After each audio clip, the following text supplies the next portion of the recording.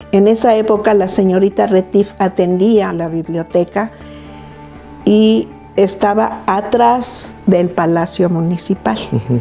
La misma manzana, pero en la parte de atrás, ¿sí? Se entraba sobre la 3 Sur. Destapa, levanta la tapadera del piso y ahí la mete. Y es cuando me comenta de que ahí se guardaron los rieles del tranvía que entraba cuando fue en su momento el uso que le daban, ¿no? Y entonces vi los durmientes ahí y dije, pues sí es cierto. Yo no sabía que estaba encima de una parte del túnel, que todo fuera sobre los muros, el peso, por la misma situación de que como atraviesa el ecológico los túneles, el peso podría ocasionar un derrumbe.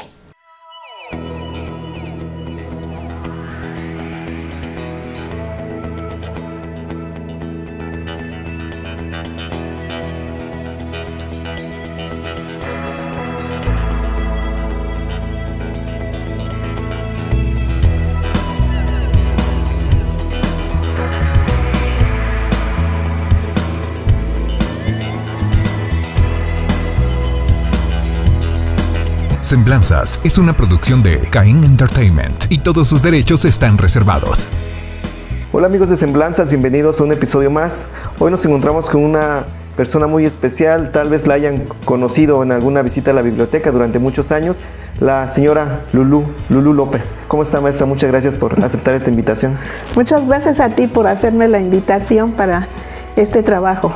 Maestra, bueno, dice que no es maestra, que la llamemos señora, pero para todos los que la conocemos como maestra.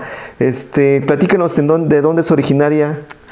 Claro que sí, con mucho gusto. Mira, Enrique, yo nací en hoy la Ciudad de México. En esa época, cuando yo nací, en 1946, en la Villa Obregón, hoy Ciudad de México. Mi madre estaba en la Ciudad de México y al año y medio de haber nacido yo me lleva para Orizaba, de donde ella es originaria. Entonces ella fue llamada por su padre porque tenía un hermano muy grave y si no llegaba le decía que pues no podía morir, no podía fallecer su hermano, y entonces ella me lleva para Orizaba de año y medio y ahí viví 4 años, de 4 a 5 años viví en Orizaba. Mi madre se traslada cuando yo ya tenía 6 años a la ciudad de Tehuacán. Ella tuvo familia aquí, venimos a vivir y pues me quedo ya a vivir aquí. Ya llevamos más o menos unos 75 años. ¿Sabes más tehuacanera? Ya soy más de Tehuacán. ¿Y cómo fue su infancia acá cuando llegó? Bueno, yo asistí a la escuela, al centro escolar. Los primeros estudios los hice ahí. Posteriormente estudié secretariado, que pues para la época era muy difícil para una mujer entrar a estudiar. ¿Por qué? Porque como tú sabrás, solamente tenían derecho los hombres a estudiar, y entonces todavía pues le tocó eso. Todavía me tocó, sí, porque por puro, no sé, mi madre se le prendió el foquito y pues me metió a estudiar al centro escolar porque vivíamos cerca. Y después me fui abriendo camino sola hasta que me casé en 1965. Me caso con el caricaturista Ignacio Luna Ortiz, que también es muy conocido en Tehuacán. Él trabajó para Novedades, dibujaba novela. El don de él era el pincel, ¿no? Pues dibujaba muy bien. Entonces, cuando vino la escasez del papel, escribía novela que era tamaño media carta, pero vino la escasez de papel y entonces se llamaban mini historias porque ya la redujeron. El tamaño. ¿Y a él cómo lo conoció? Lo conocí, yo trabajaba en una fábrica de galletas que existió en Tehuacán, la Gafisa, Galletas Finas Sociedad Anónima. ¿Y en dónde está ubicada? Esa estaba ubicada en la 4 Oriente. Ajá. Sí, ahora hay una plazuela ahí enfrente de la panadería Pan del Cielo. Hay una panadería, una plazuela. Ahí estuvo muchos años esta fábrica de galletas. ¿Y ahí qué hacía usted? Empacaba empacaba las galletas, salía yo oliendo a vainilla. Entonces, todavía soltera, tenía yo 17 años y había un grupo de personas, yo no era sindicalizada, era siempre para los trabajos, no sé por qué tuve esa suerte de que los sindicatos no me querían, no sé si me veían que era yo así como rebelde y no estaba sindicalizada, pero una vez me invitaron a una reunión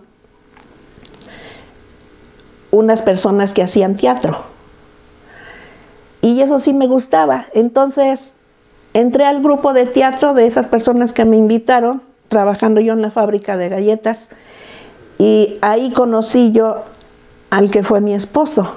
Ahí lo conocí. Duramos como 3 años de novios. ¿Quién? Y ya dibujaba. Él trabajó para La Escoba, El Cuarto Poder. Los medios locales. Todos los medios locales. Era periodista gráfico porque era caricaturista, ¿sí? Para Tehuacán, pues, él viene de Río Blanco a vivir a Tehuacán también, ¿sí?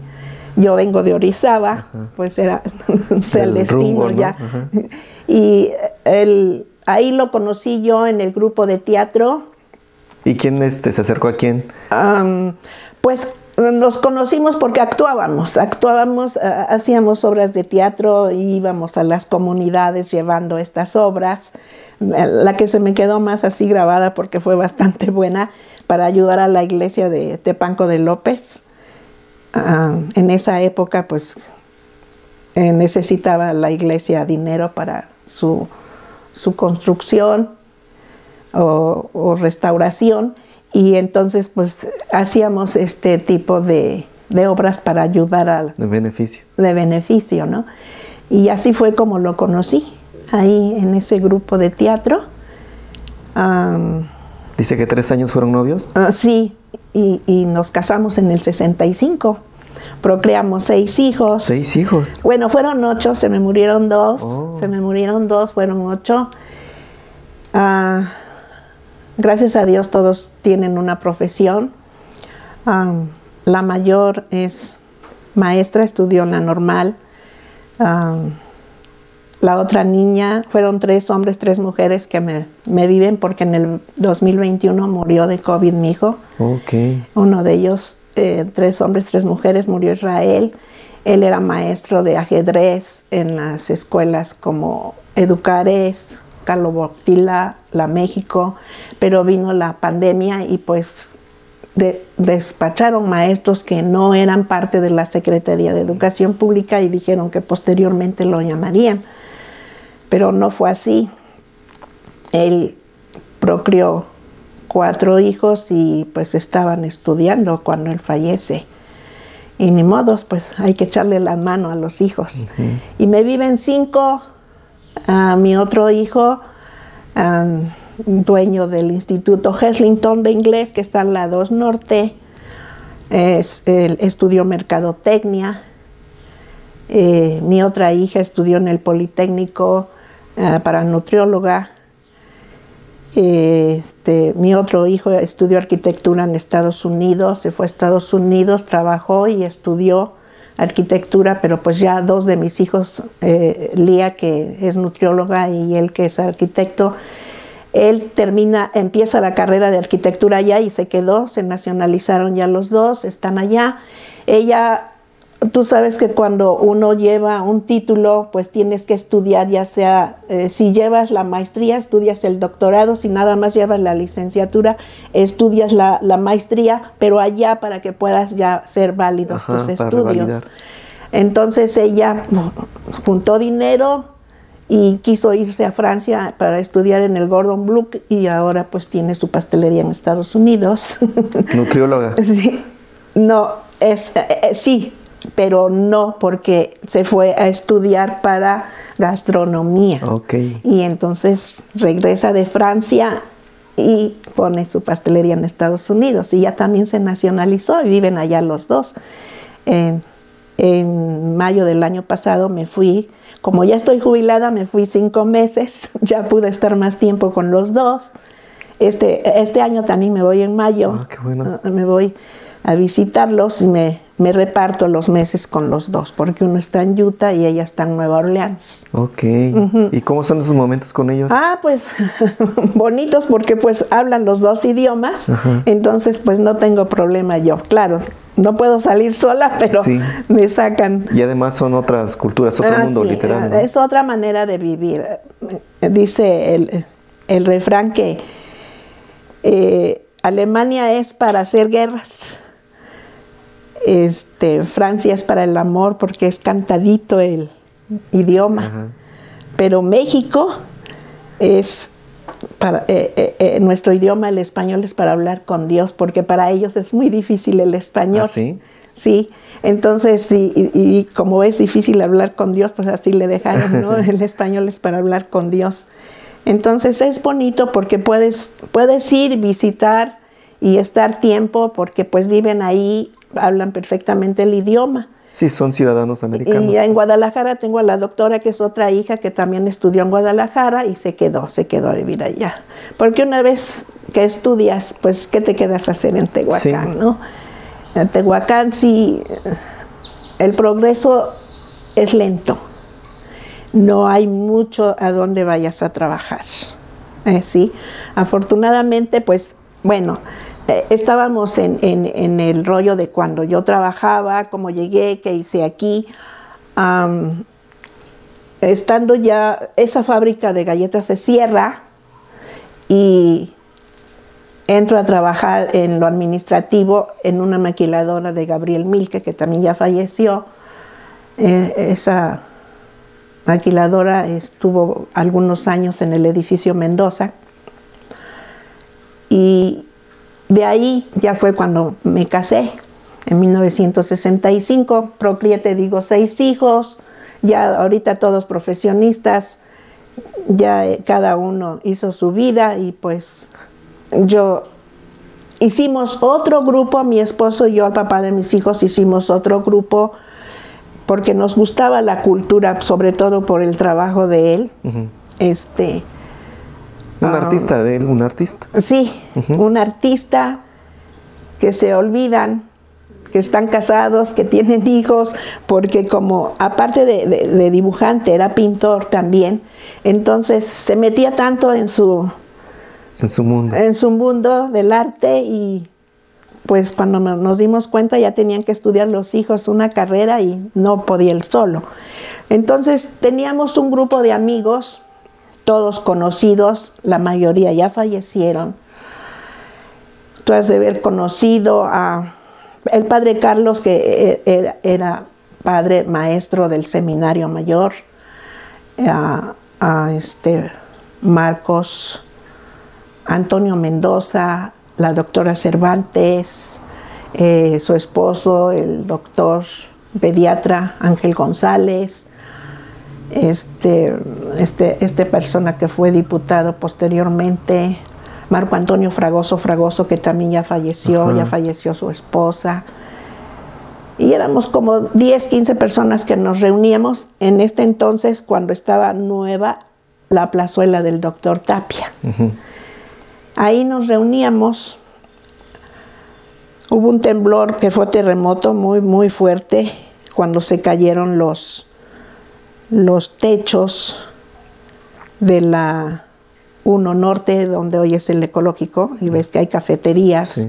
Sobre la 1 Norte. Bueno, esa parte de ahí tenía techo, pero con el temblor se vino abajo. ¿Cuándo era cuartel todavía? Cuando era cuartel. Y en esa época la biblioteca municipal estaba atrás del palacio, pero se vinieron abajo también, se cuarteó bastante el edificio y se llevaron la biblioteca a la plazuela del doctor Tapia. Ahí rentaron un espacio, porque en esa época, te hablo de 1984, pero cuando nos reuníamos, cuando se vino abajo el techo y se fue para allá la biblioteca, era 1969, fue el temblor de cuando se cae el Ángel de la Independencia, que fue un terremoto, porque si ves que en México sí. También sufrió bastante el centro. Y ahí nos reuníamos en la plazuela. donde estuvo la biblioteca un tiempo, en los 70s, porque se fracturó. En esa época la señorita Retif atendía la biblioteca y estaba atrás del Palacio Municipal. La misma manzana, pero en la parte de atrás, ¿sí? Se entraba sobre la 3 Sur. Y la pasaron para allá, para la plazuela, en lo que se podía restaurar ese edificio. Entonces no existía el centro de salud. Arriba, la biblioteca estaba abajo, atrás del palacio, y arriba era salubridad. Recuerdo que está. De hecho, tenemos las fotos de cómo quedó con el temblor. Ya quedó inservible, restauraron toda esa parte. Este grupo de amigos de los que te hablo, que nos reuníamos para hablar de cultura, lo que existía en la biblioteca solo eran libros del siglo XIX, que era lo que fundó don Joaquín Paredes Colín, como lo dice él, tocando puertas con su biblioteca que él tenía, y la gente que le ayudó, pues él pudo fundar la biblioteca en Tehuacán en 1898. Pero para la época de la que te estoy hablando, de mí, pues ya estos libros eran obsoletos, sí, porque eran del siglo XIX. Ya era archivo histórico, ¿no? Ya era archivo histórico. Aún así, en 1984, que es cuando yo tomo las riendas de la biblioteca, pues era eso lo que había, y con eso los niños estudiaban, ¿no? Entonces se nos ocurrió al grupo solicitar una biblioteca a la Secretaría de Educación Pública. Hice el escrito y lo mandamos más o menos como en 1979, más o menos. Estaría 4 años el oficio ahí. De hecho, se había traspapelado. Viene otra historia muy chistosa.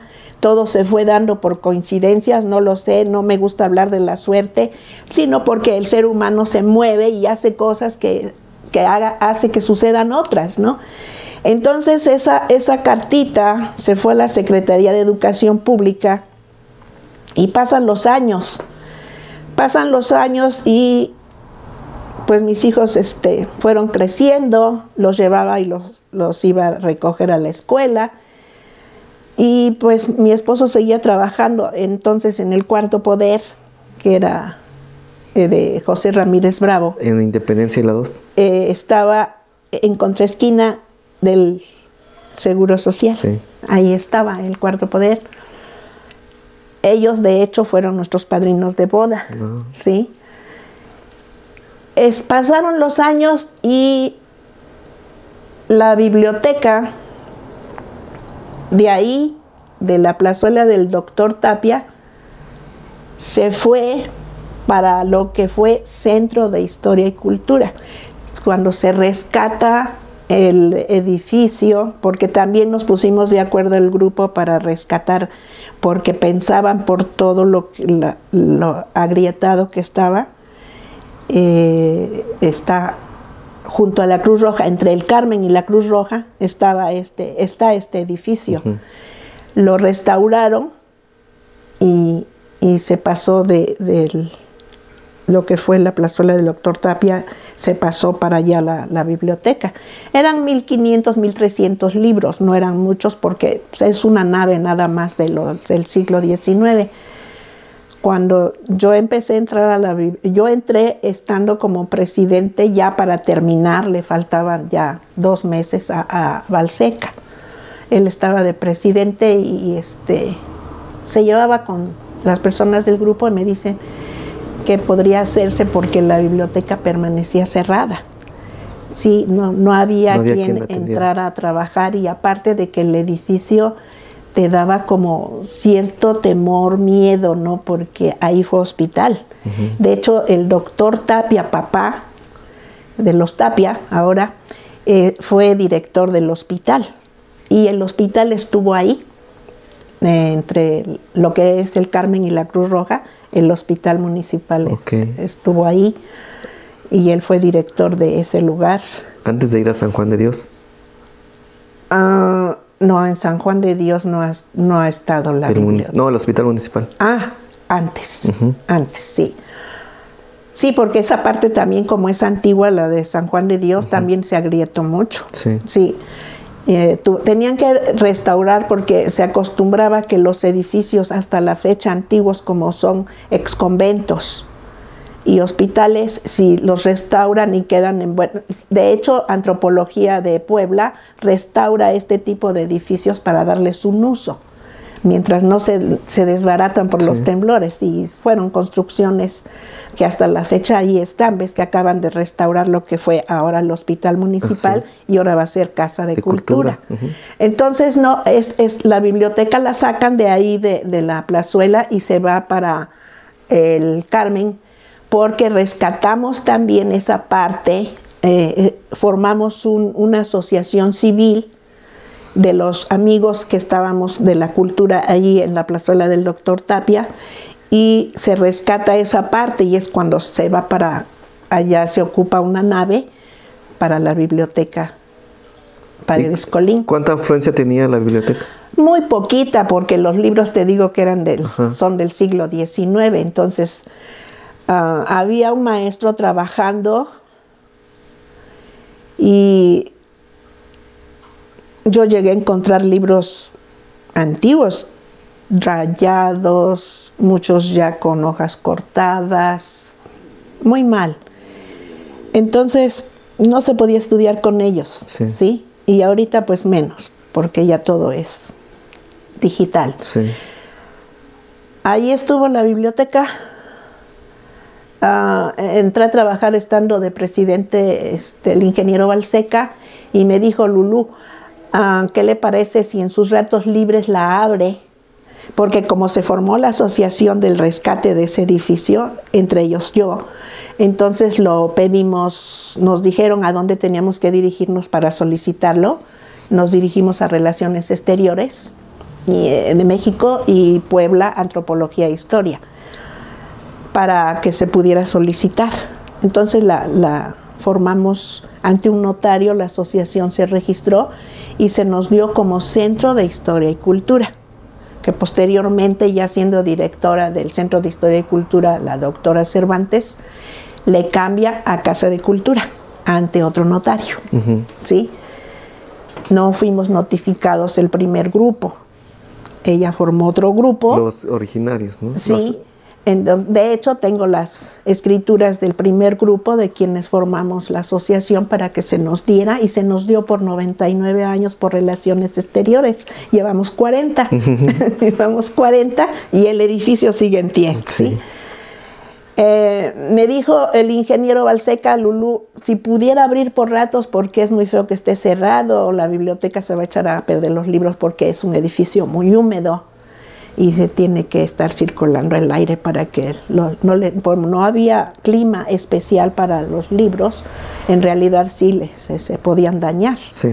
Y sí, ya empecé yo a adaptarme a ir a abrir por ratos, pero me dijo: no le puedo pagar, porque ya voy de salida, ya se entregó lo del presupuesto del próximo año y ya no puedo mover. Le dije: no hay problema, si es por ratos que vamos a abrir, nada más habría yo 2 o 3 horas.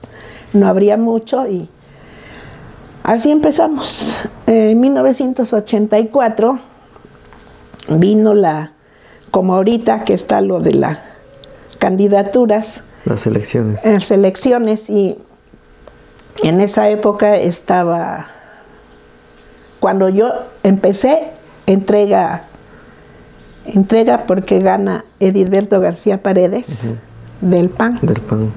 Y recordarás que era 3 años PRI, 3 años PAN, 3, y así se iban, ¿no?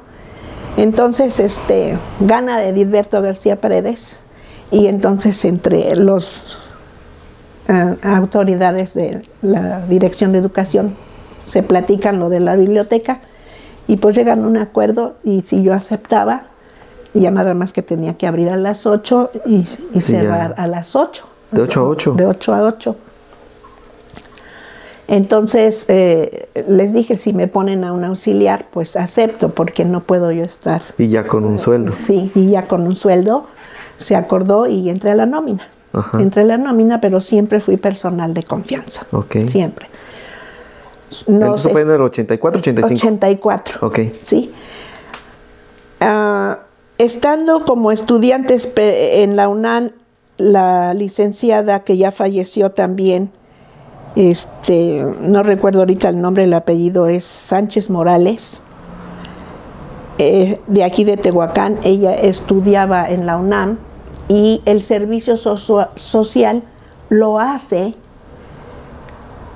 Para entonces en México ya estaba como presidente Miguel de la Madrid Hurtado, y él compra Fondo de Cultura Económica que estaban vendiéndose en la editorial, y él compra esa editorial. ¿Qué va a pasar? Pues a poner bibliotecas, ¿sí? Y entonces Miguel de la Madrid ya pone la Dirección General de Bibliotecas en la Ciudad de México, se separa de la Secretaría de Educación Pública y empiezan a poner bibliotecas. Empezaron en 1983 a poner bibliotecas, primero en el Estado. Y esta persona que fue de Tehuacán a estudiar a la UNAM, en la UNAM ella sale para hacer su servicio social y va a dar a la Dirección General de Bibliotecas, ¿sí? Digo yo coincidencia, ¿no? No suerte.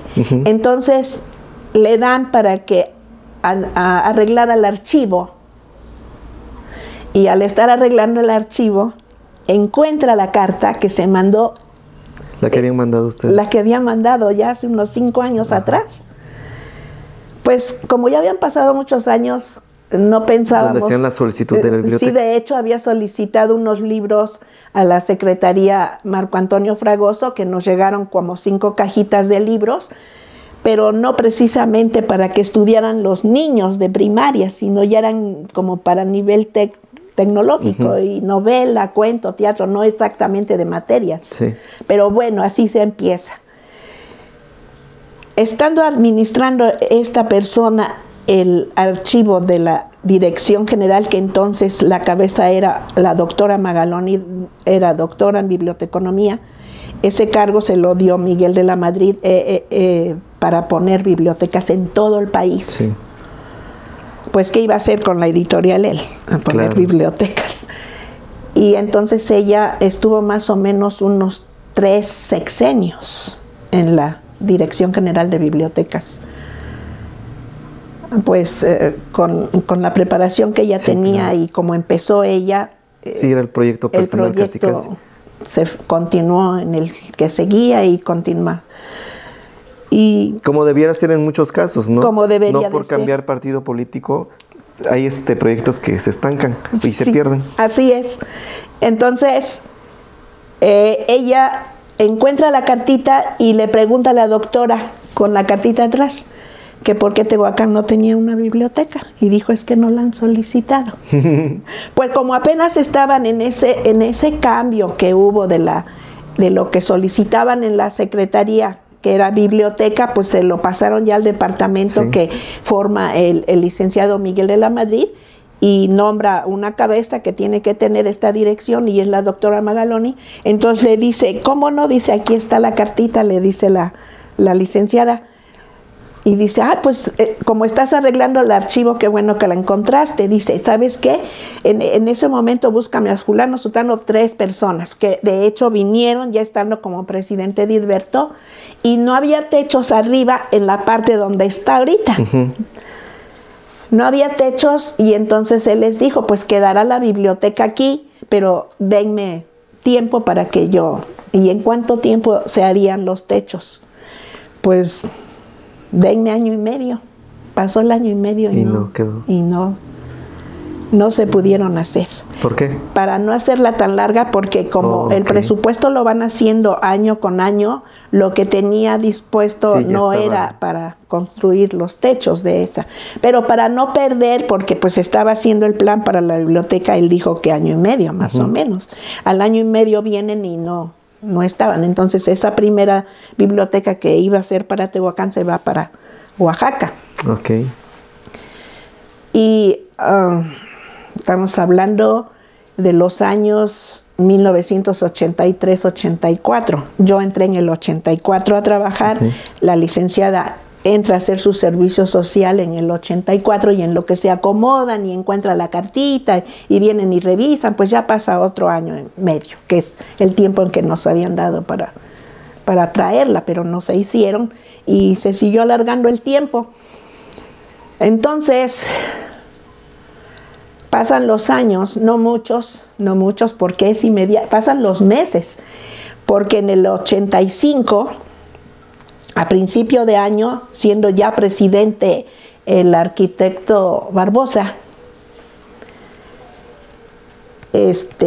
me dicen, Lulú, en esa época se dio una cuota de recuperación porque no era comprar una biblioteca. Me acuerdo que para las 12 juntas auxiliares y la inspectoría de San Vicente Ferrer me dio un cheque que se entregó a la dirección general de 13,000 pesos, que era para las 12 juntas auxiliares y la inspectoría para instalar una pequeña biblioteca de más o menos 2,500 libros, sí, más o menos. Para esto, a nosotros nos llega el 10 de agosto de 1985, ya, pero pues no podíamos, ¿dónde la íbamos a poner? Porque no estaba todavía terminado, estaban ya haciéndolos, pero todavía no estaba terminado. Entonces se rentó las bodegas de Francisco Ruiz, enfrente del Japonés. Ah, ok. Avenida Reforma Sur, con 3 Poniente, en la mera esquina.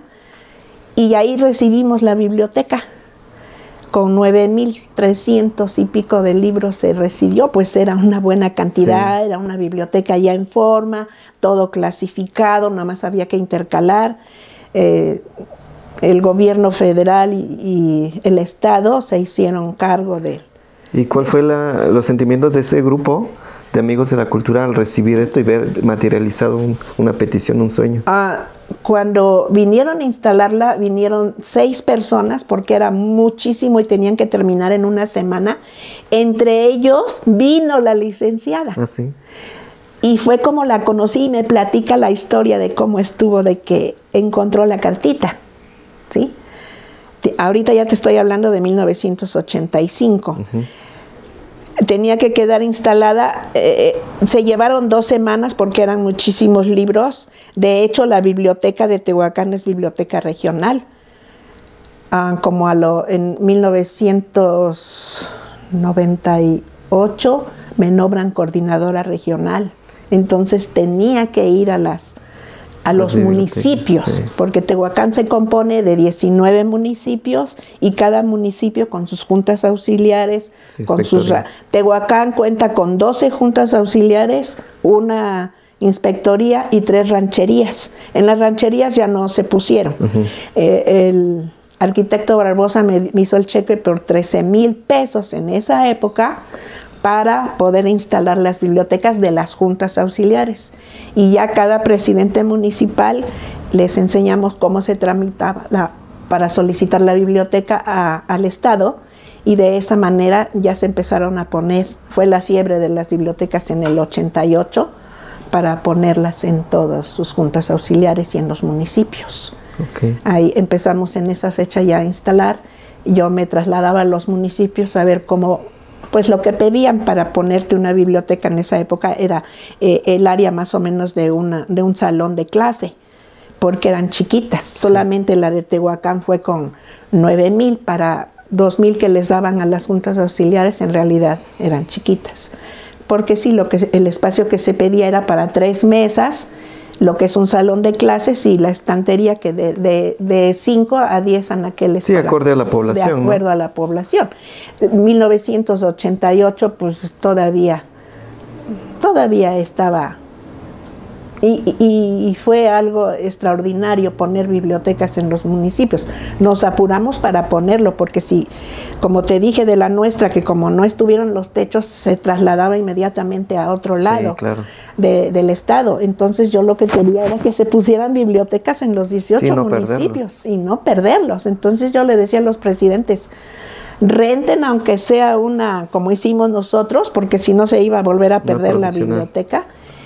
Aquí se estuvo rentando, pero en la administración de, cuando entra Mundo Lado, me dice, señora Lulu, se va a tener que ir atrás del palacio. Estaba en restauración la parte de atrás, que ves que te dije que se había caído y la restauraron. Y yo le dije, pero todavía no está terminada. Dice, pues llévate la gente y escombren porque yo no voy a pagar esa renta. ¿En serio? Sí, pues era la bodega de Francisco Ruiz, era enorme. Y si no llegué a preguntarle yo al presidente cuánto estaban cobrando ya de renta, ¿no? Sí. Porque eso no me correspondía, se entendía el dueño con ello. Y pues así... Se le hizo un gasto innecesario. Se le hizo un gasto innecesario. Lo que es la cultura siempre ha tenido problemas, ¿sí? No alcanza el dinero. Sí.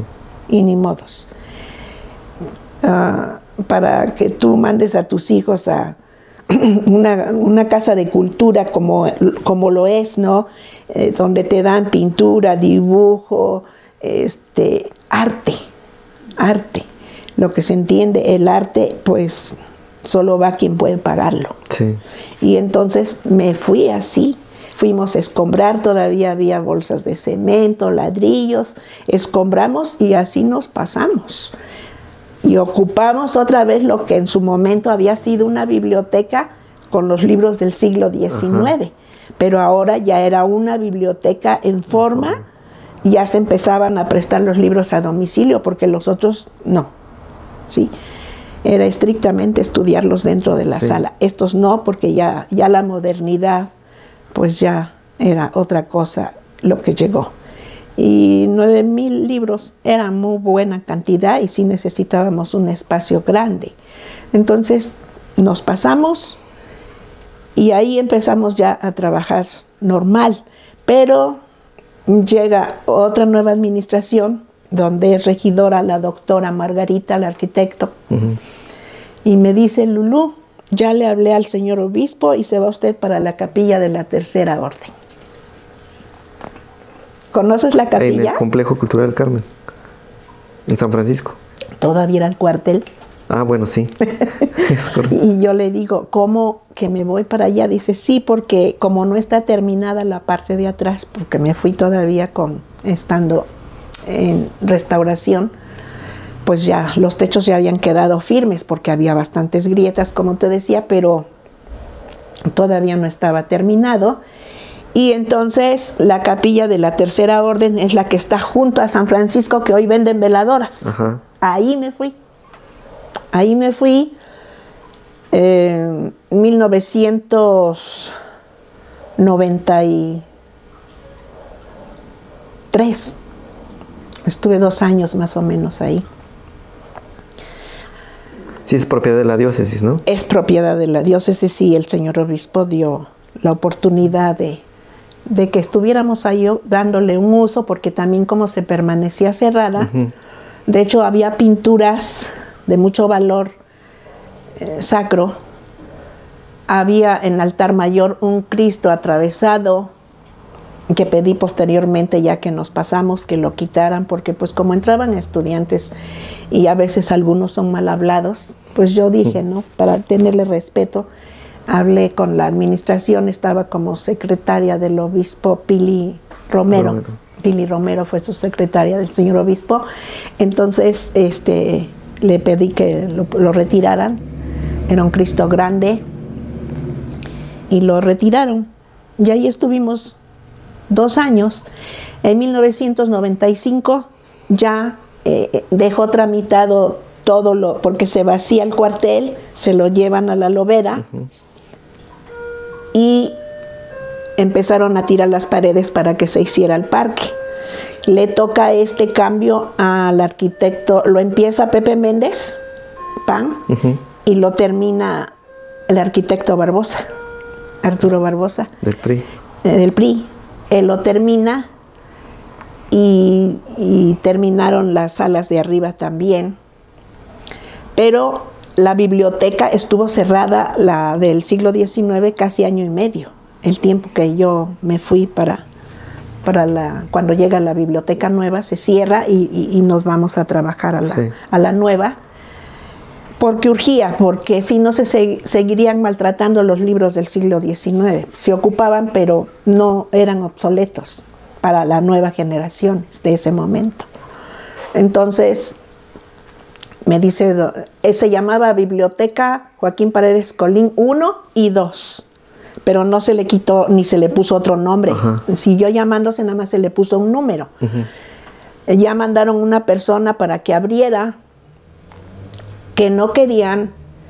Me decía la administradora, ¿cómo le hacemos, señora Lulú? Porque la gente tiene miedo de trabajar en este tipo de edificio porque andaban las leyendas, los mitos de que espantaban mucho, que porque fue hospital y bueno. Le dije, ponte una cartulina abajo y di que se les va a pagar bien, se va a abrir de tal hora a tal hora. Necesitamos 2 personas para que pueda una irse en el primer turno y entrar la otra para... Sí, en 2 turnos. En 2 turnos, y no se cerrara. Como era la única, pues sí tenía que abrirse, ¿no? Sí. Toda la mayor parte del tiempo.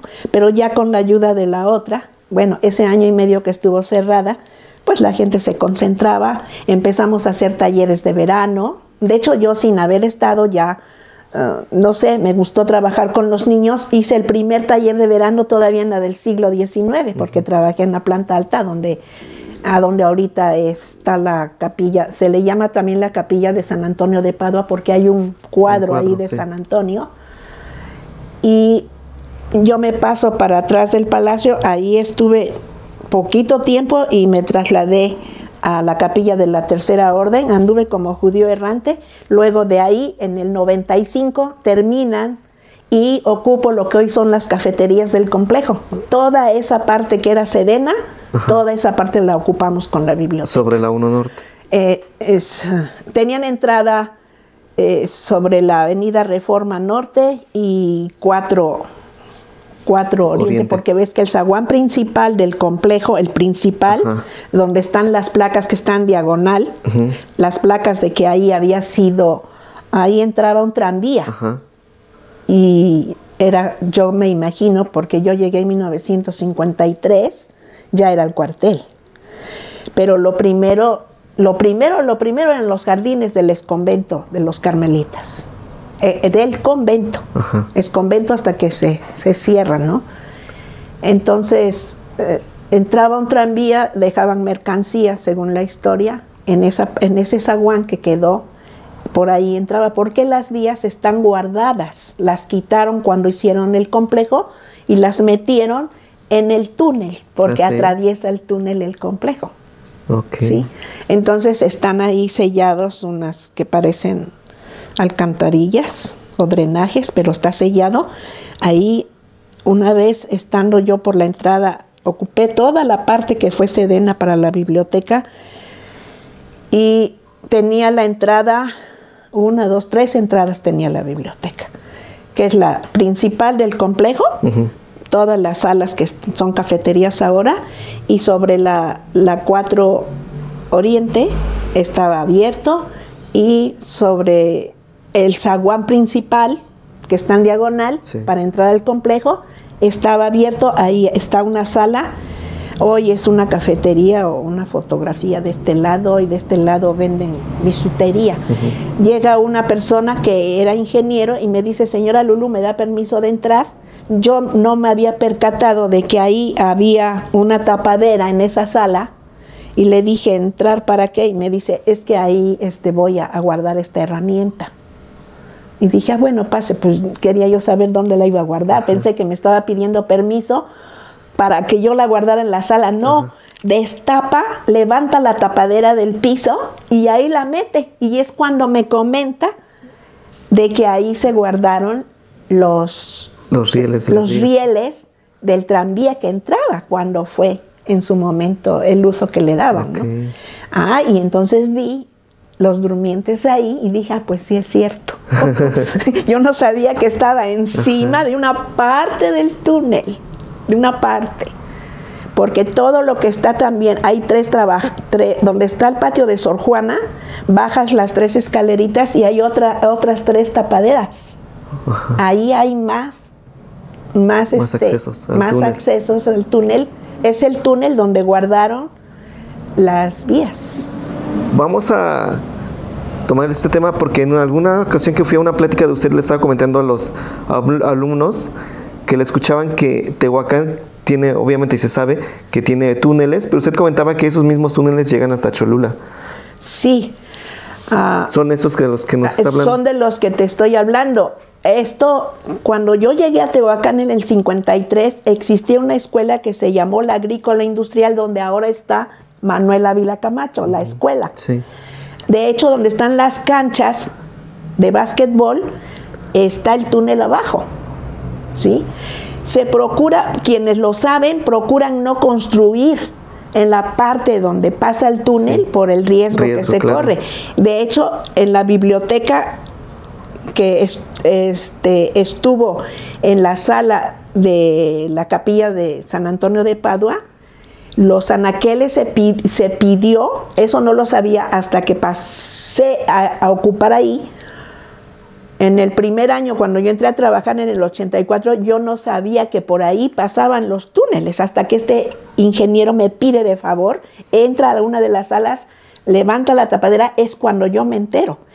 Pero se contaba de que cuando existía esta escuela agrícola industrial que queda la Manuel Ávila Camacho cerca del Calvario, sí, en lo que son las ruinas del Calvario se dejaba decir que se metían los niños que no entraban a clases al túnel, y yo decía, pues, ¿cuál túnel, no?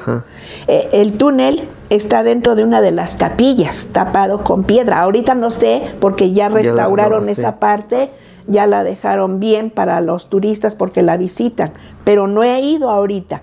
Entonces, en esa época eran ruinas abandonadas, y sí, una puerta, una piedra atajaba ese hueco para que no se metieran los niños, porque hay el riesgo de que con el puro eco de tu voz o las pisadas, pues no le dan mantenimiento, obvio que se empieza a desmoronar. Sí. Y entonces hay riesgo de que alguien se quede ahí atorado. Eso yo lo escuchaba de los niños de esta agrícola industrial, que era la escuela que existía en lugar de la Manuel. Iban y jugaban y se metían, hasta que le pusieron esa piedra. Entonces me enteré, pero así como que contaban leyendas, ¿no? Ajá.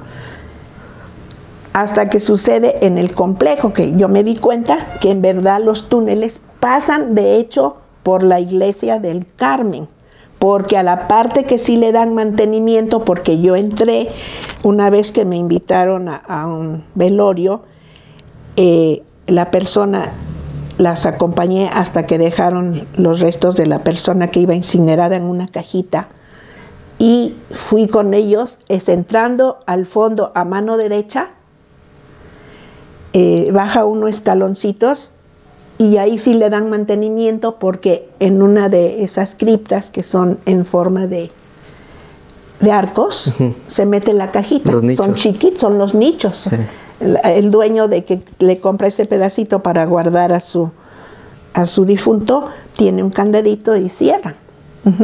Es como me di cuenta que ahí sí le da mantenimiento, como los túneles de Peñafiel, que también le dan mantenimiento para que el turista entre, pero son parte de los mismos túneles. En ambos, no solamente en unas partes. Así es. Y lo demás está conectado. Y me pidieron que no se pusieran los anaqueles de la biblioteca cuando ya nos pasamos de la capilla de la Tercera Orden a ocupar, que todo fuera sobre los muros, el peso. Ajá. Por la misma situación de que como atraviesa el ecológico los túneles, el peso podría ocasionar un derrumbe. Y cuando se fue la doctora, que era la regidora de Obras Públicas, sí, y estaba de director, y el arquitecto, ¿cómo se me fue ahorita que me acuerde, sí, me dijo, señora Lulú, ya que se iban, pida que la bajen porque es riesgo. Valderas, el arquitecto Valderas. Isaac. El arquitecto Isaac Valderas me dijo, pida que la bajen porque sí es riesgoso, aunque está recargado los anaqueles sobre los muros, como no se le da mantenimiento a los túneles que atraviesan en esta parte, hay riesgo por el peso. Entonces, en el Instituto Tecnológico hay ingenierías. Sí. Y 3 jóvenes hicieron sus prácticas profesionales y fueron para sacar ya el peso de la biblioteca y resultaron 42 toneladas más el peso circulante. Entonces ya habían conseguido la Cruz Roja que se fuera para allá, pero no la trasladaban y estando como directora de educación la maestra Remedios Elena Santos González, entre ella y yo hicimos el proyecto para que cuando se fuera la Cruz Roja se nos diera esa parte para bajarla, ¿sí? Estuvo el proyecto como 6 años. De hecho, yo llevé a la ciudad de Puebla para que se entregara a la Dirección General, a la Coordinación Estatal. Yo entregué primero el plano de cómo se iba a restaurar lo que fue la Cruz Roja para biblioteca. Y se fueron los documentos para la Dirección General, vinieron a ver, les pareció bien el lugar, nada más que se iba a restaurar de manera que se pudiera bajar la biblioteca. Y sí, Antropología ya nos había pedido por escrito que se bajara porque las toneladas que estaba cargando era riesgoso por el túnel que atraviesa. Y pues un tiempo una administración la ocupó como oficinas. Sí se fue para allá, pero pues estando, me parece que la señora Ernestina ocupó, Margarito Andrade ocupó ahí. Estuvieron varias oficinas ahí en lo que es la Cruz Roja. De hecho, se sumió una parte, yo creo que cuando vaciaron pasó esto, porque había mosaicos hundidos, esa sala no la habían ocupado, estaba cerrada y urgía que la ocuparan porque pues no iban a rentar casas para la administración porque van creciendo las secretarías, las direcciones, y entonces la persona que ocupó esa sala tuvo que compró escombro y rellenó porque era parte del túnel. Para poder ocupar esa sala, rellenó ahí y ya Obras Públicas compuso y ya pudo ocupar la sala. Ahorita está ahí la biblioteca del siglo XIX, ¿sí? Entonces, no se pudo bajar toda. Vino estando como gobernador, el ingeniero Barbosa. Es ingeniero. El gobernador Miguel Barbosa. Él vino. Hasta donde yo sé, no se le pidió permiso a la presidencia. Él trajo su gente. Hicieron el estudio con las personas que él trajo. Cambiaron las chapas, no se nos permitió entrar, no se pidió a la Dirección General porque preguntamos si habían pedido permiso para restaurar, no hubo comunicación. Y entonces la convocatoria que lanzó para restaurar esa parte, quien la ganó, lo hicieron ellos. Sí, fue una obra estatal totalmente. Diferente a los planos que se mandaron a la Dirección General de Bibliotecas a la Ciudad de México para la restauración, muy diferente. No tenía por qué ponerse un elevador, porque no había salas, solo un cuartito arriba de unas pequeñas escaleras que tal vez sería bodega en su momento, de la Cruz Roja, pero esa fue quitada y solo dejaron una terracita, pero pusieron un elevador que le vino a quitar la vista al edificio antiguo, porque formaba parte del convento en su momento del Carmen, y entonces... Y para eso tuvo que haber excavaciones profundas, ¿no? Y de ahí los túneles otra vez. Ahí ya no supimos, porque cuando yo fui y toqué, me dijo la persona solo por una puertita pequeña que le hicieron al zaguán, que no se podía pasar.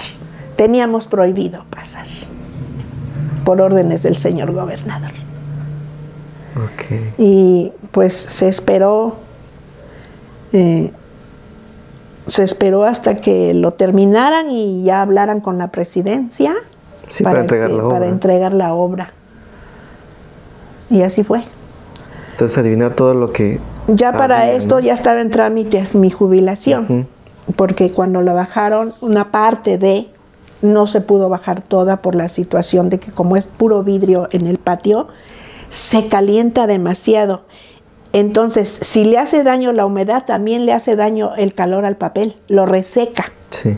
Y lo reseca, y como no hay cortina que cubra el calor, entonces la luz del sol decolora las pastas. No se pudo poner ahí, no se pudieron poner libros, solo se ocuparon las salas que estaban como los cuartos que ocupaban la Cruz Roja. Y ni modos, no se pudo bajar todo. ¿Para eso será igual también la Casa de Cultura? ¿Van a llevar parte de la biblioteca, sabe? No sabemos, apenas la están, yo creo que no tardan en inaugurar, algunos detalles nada más, no sabemos qué va a pasar. Agregándole. Eso sí, te digo con toda confianza, es una lucha del grupo en el cual yo pertenecía y que pues ya la mayoría falleció. ¿Qué va a pasar? Si se baja toda, si no se baja, ¿cómo se le va a hacer? Porque el tiempo pasa, el peso, Tehuacán es por excelencia zona sísmica, entonces no queremos pensar que pudiera asumirse.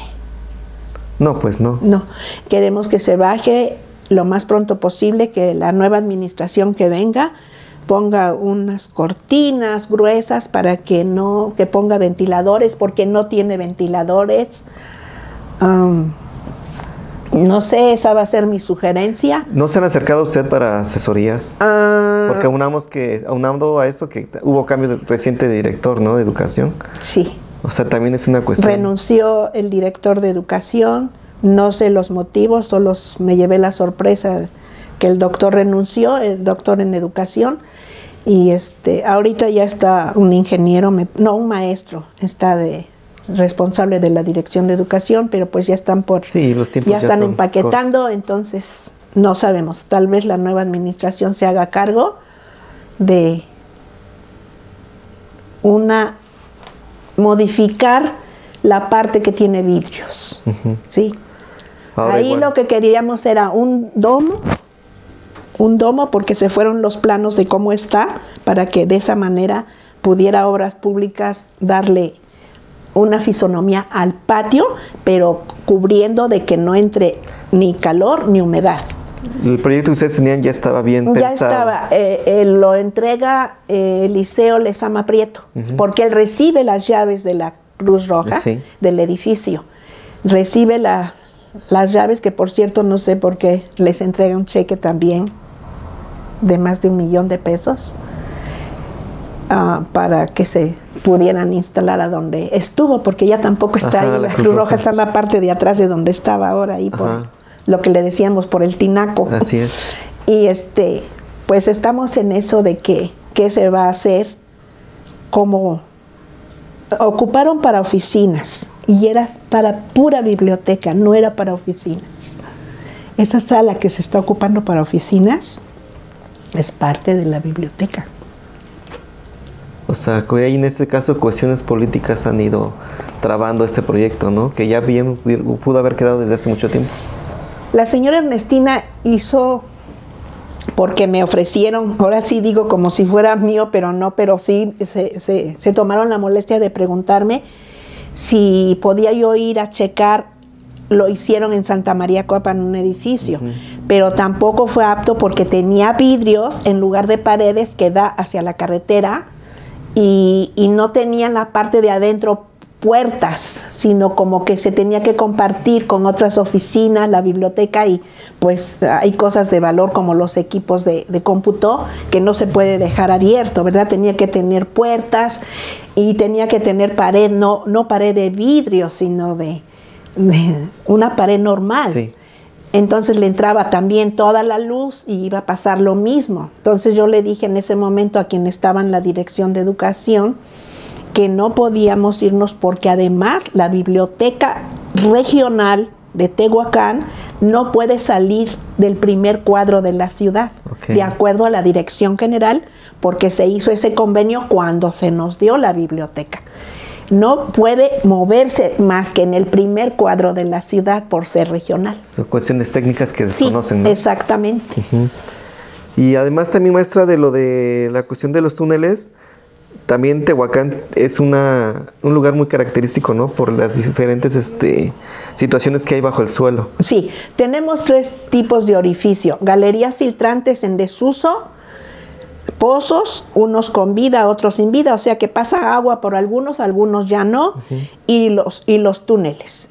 Entonces, como tiene varias ramificaciones, imagínate, van hacia el Cerro Colorado, viene de la Hacienda del Carnero, que es por Esperanza, van hacia Puebla, atraviesan carreteras porque llegan hasta Cholula, conectados con los túneles de allá, y van hasta Oaxaca, y van a Ciudad Cerdán, los túneles. Toda una red subterránea. Toda una red subterránea. Entonces, mi opinión es de que quienes están comprando terrenos sin saber este tipo de huecos que tiene el suelo, pueden comprarlo, pero que lo estudien una persona especializada, como son los ingenieros en estudio de suelo, que les diga, porque en la conferencia que se dio en la biblioteca, por ver la humedad, que en muchas casas de Tehuacán tenemos humedad, y a veces llega hasta la mitad de las salas. O incluso derrumbes, ¿no? Sí, entonces recordarás la casa que en la 1 Sur se sumió, y es por uno de esos huecos. La persona perdió su casa, ¿sí? Y sí, me dijo el ingeniero que pueden construir poniendo una plancha de cemento con sus debidos, las varillas que ocupan las más gruesas, dependiendo de lo ancho del espacio que está el hueco, y encima construyen, no hay ningún problema. Pero si construimos sin saber que el terreno que compré está sobre de uno de estos huecos, pierdo mi casa, sí. Se pierde la casa, y además se puede perder la familia también, porque no sabemos en qué momento se va a derrumbar. Ok, sí, y sobre todo checar, ¿no? Dices, no es imposible. Atraviesan lo que es Pemex, que está en Santiago, Miahuatlán. Imagínate si hay una explosión. Una fuga. Riesgo. ¿Qué va a pasar? Máximo. Sí. Y si todo está conectado, todo está por abajo, corremos riesgo, ¿no? Corremos el riesgo.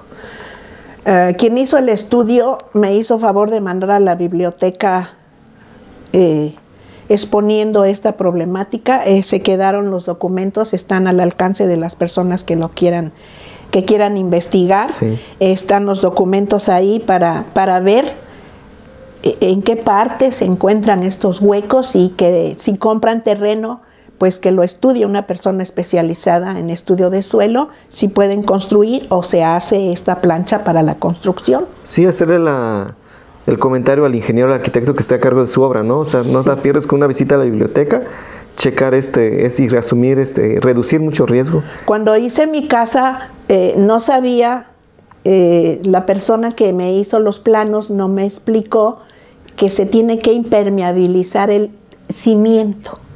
No lo hice. Entonces, de hecho, yo tengo humedad. Y a raíz de eso fue a raíz de que hay abajo un pozo. Okay. Yo no lo sabía, pero pasa. Y maestra, también nos iba a comentar algo sobre el monumento a Miguel Hidalgo. Que hoy ya no es monumento, ahora es mausoleo, porque también pasa por abajo el túnel, y hicieron el estudio unas personas y me mandaron también el oficio para que lo conozca la ciudadanía. ¿Por qué es mausoleo? Porque ahí están los restos de las personas que estuvieron cuando Morelos estuvo en Tehuacán y pidió ahí. Son unos revolucionarios, más hasta su cocinera está enterrada ahí. Son como 10 personas más o menos que están enterradas ahí, y le nombran en un cabildo que tuvieron mausoleo. Igual datos que muchos no sabíamos, ¿no? Que no se sabía que ahí pues están descansando los restos de estas personas que solicitó Morelos que fueran enterradas. Morelos ve que estuvo su palacio en lo que fue la casa de Tere de la Llave. Ahí está la placa atrás de Catedral, sí, donde hoy venden carnitas. Las carnitas. No se le puede hacer ningún remodelaje, solo restauración por La historia. Sí, son construcciones históricas, ¿no? Y de gran importancia. Sí, fue su palacio por 3 meses, me parece, de Morelos. Maestra, ¿y cómo resumiría su experiencia en la biblioteca? Ay, muy bonita. Uno con los estudiantes aprende a diario, porque no solamente es una biblioteca para nivel primaria, es primaria, secundaria, preparatoria, bachillerato, universidades. Pues sí, todas las universidades tienen una biblioteca, pero pues cuando no alcanzan los libros, vienen a buscarlos a estas, y uno que otro tenemos. ¿Y cuál es su comentario, su opinión respecto a este cambio tecnológico, el cambio del libro impreso Jamás va a dejar de usarse el libro, ¿sí? Me dijera uno de mis hijos, madre, es que estás atrasada. Le dije, no, hijo, yo he escuchado a los científicos. Los libros seguirán, aunque la tecnología esté súper avanzada. En este momento ya estamos hablando, ya está hay una escuelita en una parte de Europa, de los millonarios, pusieron su propia escuela para sus hijos, donde ya les están enseñando desde jardín la inteligencia artificial. Ajá. Entonces, vamos a pasos agigantados ahorita. Cuando me llegaron los equipos en el 2006, pues empezaba porque es provincia. Sí. Nos llegó un poquito tarde, pero nos llegaron los equipos, 12 equipos de cómputo. Se modernizó la biblioteca más todavía porque, pues después de que, no sé si por coincidencia, pero me tocó recibir la biblioteca que solicitamos en aquel tiempo de los 70s, llega en el 85 y tenemos una biblioteca nueva. No quiero decir que la otra no sirva, no, es una biblioteca histórica. Sí. Es una biblioteca que puso el profesor Joaquín Paredes Colín, que de hecho él mismo la atendía sábados y domingos porque él era profesor de Ajalpan.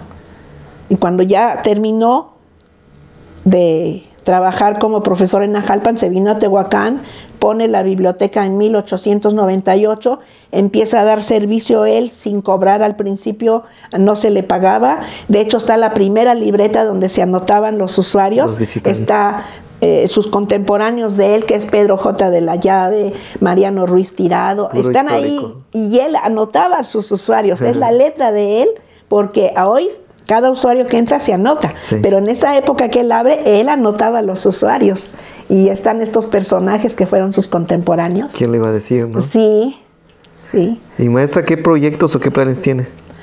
Bueno, a veces me hacen el favor de llamarme. Yo sigo, de hecho yo me fui los 5 meses a Estados Unidos y me llamaban, señora, ¿no me puede apartar un lugar de los talleres de verano? Es que ya no estoy, ¿no?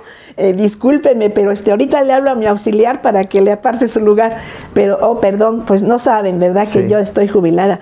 Les agradezco mucho esta situación a mis autoridades también, no importa qué partido esté, pero me han hecho esa preferencia de preguntarme algo. Pues no soy computadora, pero más o menos sé lo que tenemos dentro de lo que es la sala del siglo XIX. Son materias como las que manejamos ahorita, obvio, no avanzadas, hasta donde se pudo, porque el profesor se llevaba con todo tipo de personas y hay bastante libro de religión. Se ve que tuvo muchos amigos sacerdotes, y tú sabrás que cuando vino la reforma de Benito Juárez hubo mucho esconde esto, esconde el otro para que no se lo lleven, porque de hecho yo he ido a visitar algunas casas en Tehuacán y yo encuentro pinturas sacras, y como eso hay una casa aquí, ya se sabe, no es, puedo decirlo, sobre la 6 Poniente, con Boulevard, hay una casa que tiene de techo cúpulas. Y una vez observando por los orificios de que la puerta era de madera y ya estaba deteriorada, cuando yo veo una calandria es una carroza de la época de Benito Juárez en el pasillo. Dijo, ¿qué es esto? Y sigo viendo y hay ángeles. Ángeles de los que existen en las iglesias, hechos por la mano del hombre. No vi ángeles de carne y hueso. Entonces dije, ¿cómo? Te estoy hablando de hace unos 20, 25 años, que es la época más o menos en que yo me fui a vivir a la colonia Constituyentes, porque ahí tengo mi casita. Entonces es paso de la 6 Poniente y es una casa grande. Sí. Y yo dije, ¿qué hace esto aquí? Y empecé a preguntar, y pues sí, dicen que es un museo privado. Ok. Hace como el año pasado, cuando regreso de Estados Unidos, hay una persona que vende verduras por ahí junto y le pregunto, oiga señora, ¿usted qué sabe? Es la pared que divide a esta señora de esta casa que es museo. Le digo, ¿no sabe usted que es museo la casa de al lado? Y me dice, ¿sabe qué? Tiene poco tiempo que me di cuenta que vinieron a sacar las cosas, creo que se las llevó a antropología. No te puedo decir con claridad porque no he ido a hablar con las personas si ya no están, porque ahora sus puertas ya no son de madera, ya son de lámina, ya están laminadas las puertas, ya no se puede ver, pero lo que sí veo, porque me atravieso el bulevar y desde el otro lado estoy viendo los techos y hay una águila en una de las cúpulas, de aquellas águilas antiguas. Y dije, no, pues no se llevaron todo. No todo. Ahí está el águila. Sí, es interesante porque me puse a pensar yo, ¿cómo fueron a dar estas cosas ahí? Me acordé de la reforma de Benito Juárez y entonces algunos sacerdotes platicando con otras personas dieron a guardar las cosas y tal vez o los cambiaron de iglesia, de ciudad o país, vete tú a saber, y ya no les dio tiempo de recuperar estas cosas que dejaron guardadas en estas casas. Pues qué cosas. Sí, pero yo me fui pues con la idea de la reforma y fue cuando les recogieron a las iglesias algo, entre ellos pues algunas pinturas sacras, la calandria que estaba, que no sé cómo fue a dar ahí, que esa no es de una iglesia, pudo haber sido la que los sacerdotes eran trasladados de un municipio a otro, Los Ángeles 2 veces más grande que el que tienes ahí, y entonces dije, estas cosas son de iglesia. Sí, arte sacro. Arte sacro. Maestra, pues algún mensaje final para la ciudadanía que nos dio. Que no dejen, para quienes nos están viendo, si tienen hijos estudiando, que visiten la biblioteca, que estudien, que no dejen de leer los libros.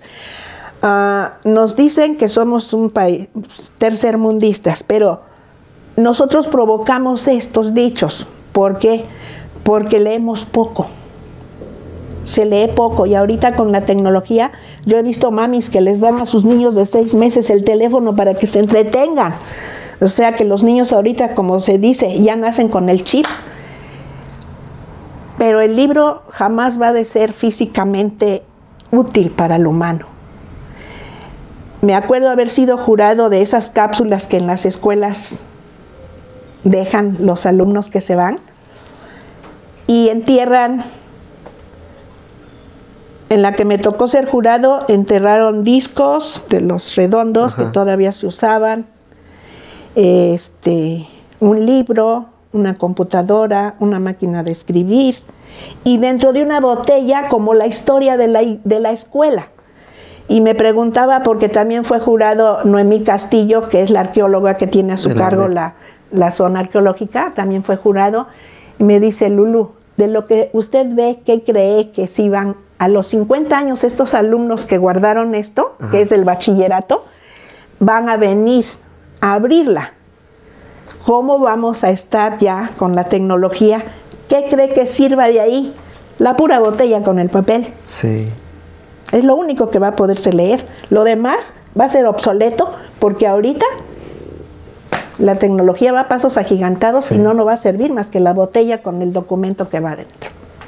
Así es. Es lo único que va a servir. Antes de que lo olvide, igual a usted se le hizo un reconocimiento con un mural, ¿no? Sí, esa fue sorpresa para mí.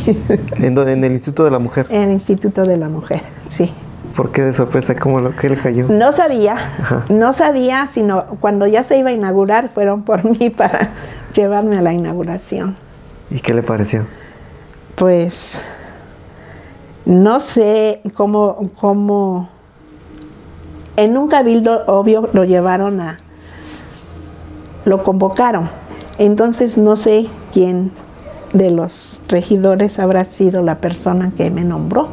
Porque de hecho, lo que sí vi que fue me nombraron candidata de unas fiestas patrias. Yo recuerdo que fueron personas adultas, no fueron jovencitas. Obvio, perdí, ¿no? Pero ahí sí supe quién fue. Tenía yo como director el contador Valderrama. Él era hijo de la maestra Valderrama, que es directora de Tamayo. Él fue el que me lanzó, yo creo, porque él me lo comentó. Pero del mural, pues no sé qué presidente. Me parece que fue en ese lapso de tiempo entre Padjane, porque pues desgraciadamente fue a parar a cárcel, y vino Caballero. Fue en ese lapso de tiempo cuando se llegó al acuerdo de que se hiciera ese mural. Y pues es un reconocimiento a su trayectoria, queda de alguna manera inmortalizada. Sí. Y pues maestra, muchas gracias por todo lo que ha dedicado a Tehuacán, a sus niños, a sus jóvenes, a la educación de Tehuacán, y pues es usted un cofre de tesoro con toda la información que posee. Pues mira que estando en una biblioteca, si no aprendes, es de plano, pero tiene uno toda la información. A mí me gusta un poco la historia, ¿sí? Entonces me fui metiendo en esto de los túneles.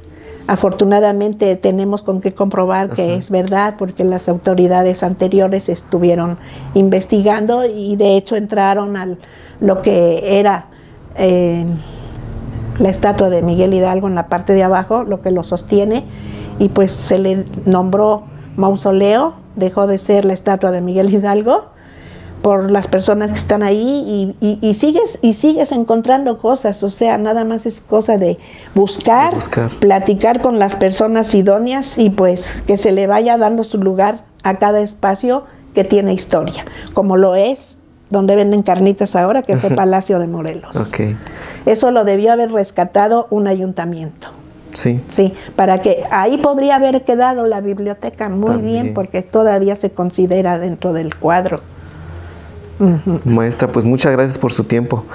Gracias a ti, porque pues tuviste a bien preguntarme, y hasta donde pude contestarte, porque son años, fueron 38 años, 38 de trabajo. Y que cuando llegó la nueva biblioteca anduve como judío errante, porque no había dónde ponerla. No habían terminado el espacio, y ahora que está terminado, pues que ahí ya no, porque son muchas toneladas y hay que bajarla otra vez. Pero pues la Cruz Roja siento yo que es un bonito lugar, solo que el patio pues tiene vidrio y calienta mucho. No sé ahí que la nueva administración que viene se haga cargo para poder bajar lo que falta y que no se ocasione, porque si dura más tiempo por darle el espacio que merece, ahí harían talleres de algo que no provoque peso. De hecho, se había dicho que ni siquiera un taller de danza por el zapateo, ni eso. Pueden poner un taller de danza clásica, pero no uno de folclore por el zapateo. Sí, detallitos, ¿no? Detalles. Que parecen insignificantes, pero que no lo son. Sí, para que nos dure un poco más de tiempo, para que conozcan las nuevas generaciones cómo era Tehuacán. Maestra, pues nuevamente muchas gracias por su tiempo. Gracias a ti. Y a ustedes también gracias por sintonizarnos en esta ocasión. Nos vemos en el siguiente episodio. Desde 1998 fue esta medalla. Desde 1998, incluso tiene grabada aquí la fecha, y la fecha muy grande. Desde 1998 fue mi primera... ¿Tu primer medalla? Sí, estuve en coma casi 8 días. ¿Por qué? Por un absceso que se me formó en el estómago, en lo que es en el estómago, y me trajo bastantes complicaciones, incluso al tal grado que me dejó en coma, ¿no? No, hombre, de verdad que a veces no me la creía. Yo iba con toda la actitud de competir, y siempre esa mentalidad de ganar, y no, hombre, es indescriptible el subirte a un podium de ya a nivel nacional ya a nivel, estar así, de ir a nivel internacional. ¿Y en dónde habían sido esos Paralímpicos? En Sydney y a Atenas. O sea, ¿pudiste ir a Pude Australia ver o a a Grecia? Sydney, ajá. Sí, pude haber ido a Australia o a Sydney o a Atenas, en Grecia. A Grecia.